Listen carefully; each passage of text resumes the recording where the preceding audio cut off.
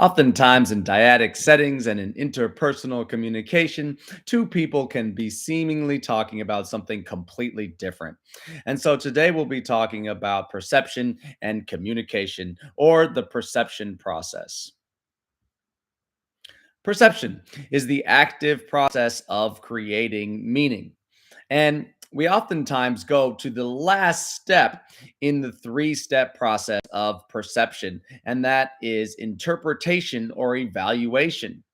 If we back up, if when we think about some of these disputes and arguments that we might have in interpersonal situations, then we can see that two people might easily be talking about something completely different and both be accurate or correct. And it's not because of their interpretation, it is because of their selection in this shared situation, whether it is a shared event, whether it is a conversation that is occurring in the moment, or something like a movie that two people just watched.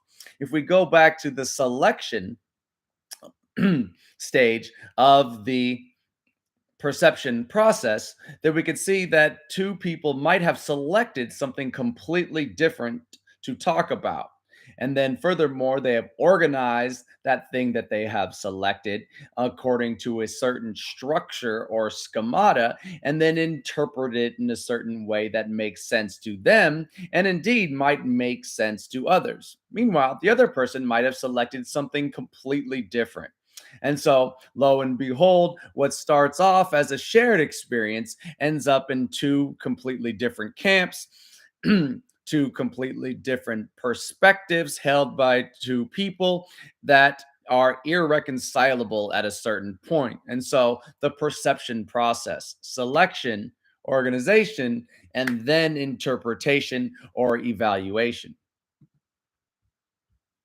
Let's back up and take a look at the selection stage of the process. Selection, how we notice things that stand out. And we might ask ourselves, why do these things stand out amongst others? If we look at any scene or think of any situation, certain things will stand out at us. Now, oftentimes we're asked to pay attention to certain things that stand out. And if we don't do that, then we are not accurately reading the situation or the artifact. This video, for example, is an artifact. It is a creative artifact that is filled with different levels of communication. And when you look at it, you're asked to pay attention to me and to the writing that is next to me. You're not really asked to take a look at what's in the background. Although you might take a look at the background and think about what stands out to you. In that regard, certain things might stand out in the background um, over others. And so clearly, the red flower here stands out amongst the yellow ones, and you're expected to pay attention to that. But in interpersonal settings, things are not always that simple. And so we tend to look at certain things within a scene or an image or in a conversation or a relationship that stand out to us for particular reasons. We might ask ourselves why this thing stands out amongst others.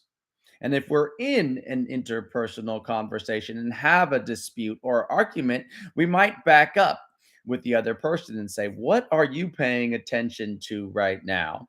How are you organizing this selection? And why are you paying attention to this as opposed to others? And see if you're on the same page and then proceed. So, we tend to notice things that remind us of ourselves. If we look at a picture and it is of a bunch of people, if we know some people in that photo, then we might select them to pay attention to, and we will look at them. I often like to ask people, when you look at a photo of you and other people, who do you pay attention to first? Most people say, if they're being honest, that they look at themselves first. And so we notice things that remind us of our history and our identity based on our history and our experiences and our culture. And so, in culturation, the ways in which we identify with our cultures and our cultural values. And so when we look at something, if something reminds us of ourselves, of our cultural values, then we will tend to see that over others. And so, selection, such an important part of the perception process and oftentimes overlooked or sped through on our way towards organization and interpretation. I think we spend a little bit longer on organization because this is our argument. This is how we back up our interpretations or our assertions, how we organize or how we make sense of what we have selected. And so we select something and then we organize it in a certain way. I see this in a certain manner. It places things in a certain light and it upholds or does not uphold certain values based on this organizational structure. And so, constructivism. Constructivism is how we apply cognitive structures or schemata to our selections. This is very important. This is an entire network of meaning that we associate with our selection. And so, if we have an entire structure of meaning that surrounds what we are looking at, then we might tend to see that thing over and over again and place it within that nice, neat structure of meaning.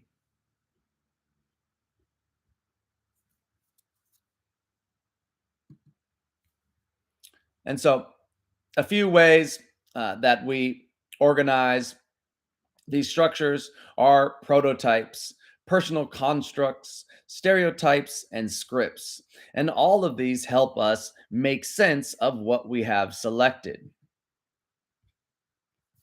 And so, organization, how we organize the selection into a understanding of its meaning. And so, interpretation, the subjective process of explaining our perception in ways that make sense. And so, we often move right towards interpretation or even evaluation and overlook other perspectives that people might hold. And so, we tend to think about how we see things as universal, as objective, rather than subjective. Everything that we have discussed here is a subjective process. How we're looking at the world is based on our understanding of the world, which is based on how we have been socialized and learned and taught to perceive the world. And so we can hold attribution or our explanations as universal at times, rather than what they actually are, subjective. And so, a few errors that might occur in this process. One of them is a self serving bias. We construct attributions or explanations that serve our interests, that place us in a favorable manner, that place our friends and our families and our communities and our hobbies and our interests in a favorable manner. And so, the self serving bias. The next one is so fundamental and basic that it is called the fundamental attribution error. We overestimate the internal causes, underestimate, sorry, the internal causes of our own failures. And so, if we did not do well on a test, it might not have been our own lack of understanding of the subject or lack of preparation for the test, but a fault that was outside of our power. It was noisy and loud that day. The clock was not working, or the test was worded oddly. In the same regard, we tend to underestimate the external causes of the failures of others. And so we place those failures of others on external causes. Did you study well enough? Do you feel like you actually have a firm grasp of the subject matter? And so the self serving bias and the fundamental attribution error.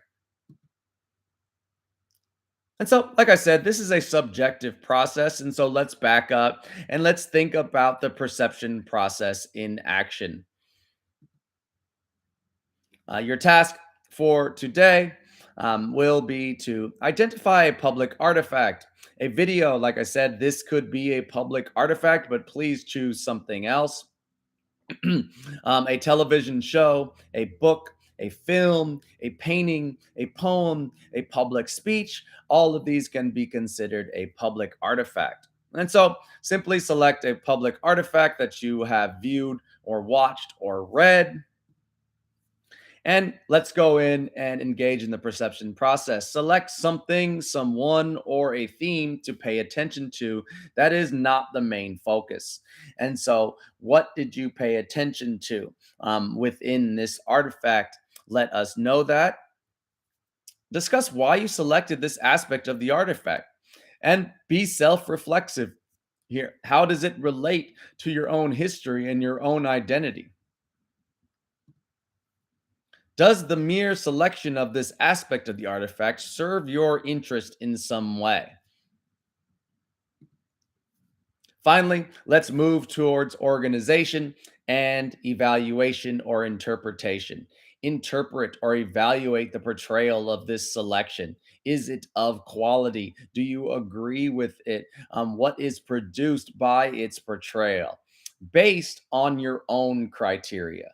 And so, based on your criteria or structure of evaluation, rate or interpret the selection.